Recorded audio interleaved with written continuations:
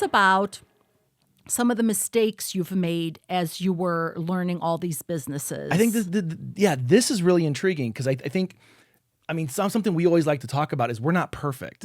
I mean, the amount of times that we've messed up our own business, I mean, there's a reason we rebranded, you know? Yeah. And I think everyone learns at a different level. And I think no one goes into their business knowing everything they have to do the right way. I'm sorry, it just doesn't exist. Absolutely. We always like to hear, like, you know, what are some pitfalls that other people have had? Because, you know, I have imposter syndrome all the time. I'm having it right now listening to you. I know. I feel I'm like we should just like go upstairs and have some lunch and just let him run the whole show. I was like, I'm gonna go make a sandwich. I know. This is the Alan Coffee Show. I know.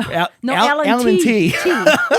Oh man, I'm trying not to make this a one-sided No, conversation. you're totally. Sorry. We're No, it's all learning good. so much. No, like, yeah, but that's but it. like we want to hear like some of the ways that you failed and what you've learned from it. Yeah, I'll go over two very, very simple ones. Okay. And there's a reason why I was kind of picking on the creatives for a second, because DJs get grouped into that creative category. Okay. So a lot of times your creatives say, hey, you know what?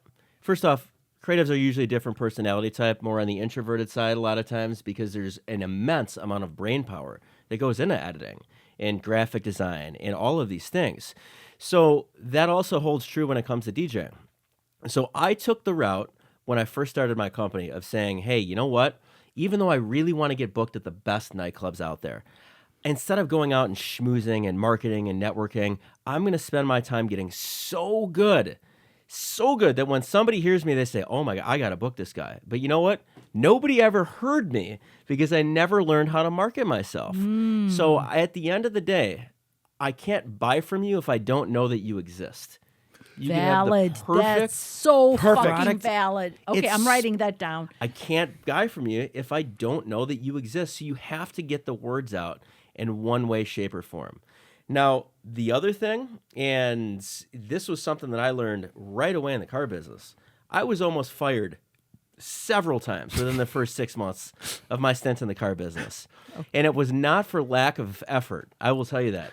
It was because I never had somebody to actually sit me down and say, Alan, stop talking, start asking questions. I was talking to everybody the same. I was a hyper young kid that did not dress or look the part because I wanted to be a DJ. So selling cars in the North Shore, here I am with spiky hair, looking like I just got out of the Jersey Shore in loud clothing at 21 years old. And I would have, you know, a 75-year-old grandma or grandpa come in that just wants something simple. And here I am talking about this sound system is sick. Yeah. And this Bluetooth, and this tech, would you just take a look at the rear view camera? They didn't care. Nope. So it wasn't until I was almost fired multiple times for lack of production that I finally had somebody sit me down and say, Alan, you need to figure out why this person wants to buy the car.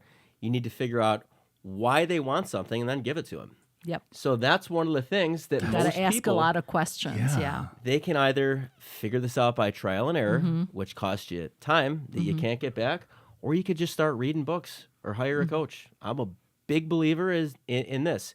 You can read the book or you can hire the author. That's a good point. I think consulting is one of those things, like, you don't need to look for a consultant. You don't need to look on Google for a consultant. You can look up someone who knows their shit and say, hey, can I buy some of your time? For sure.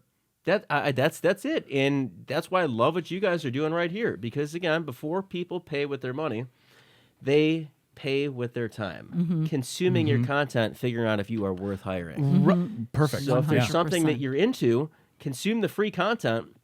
But the only thing that's better than free is fast. And if you want fast results, that just means work together. You get free tickets right now to Six Flags Great America. But if you got to wait 2.5 hours in every single line, free just became not fun. 100%. One of my favorite answers whenever people say, like, well, why are you just giving away all these things? Because I also have another channel where I talk about, like, this is how to film things and how to edit things to make your stuff look better. And it's like, people always say, well, those are your what make you people want to hire you. I'm like, no, people want to hire me because I work well with them and I give them the product that they actually want. But my belief is, yeah, you know, you can take all my tips and tricks and strategies and everything else, but now you just watched 200 hours of content. Cool. Who has that kind of time? Who's running a business? Right. Who actually has stuff to do?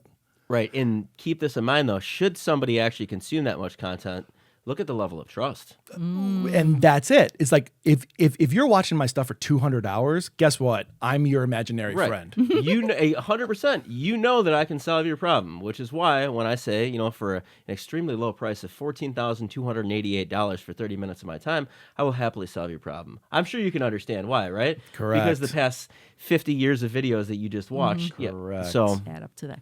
That was a joke, by the way. Well, no, I mean, he brings up a good point about what was the artist goes into a bar and says, "Oh, I know you. You're an amazing artist. Can you do me a sketch?" And he gives him a sketch on a napkin. He goes, "That'll be $20,000."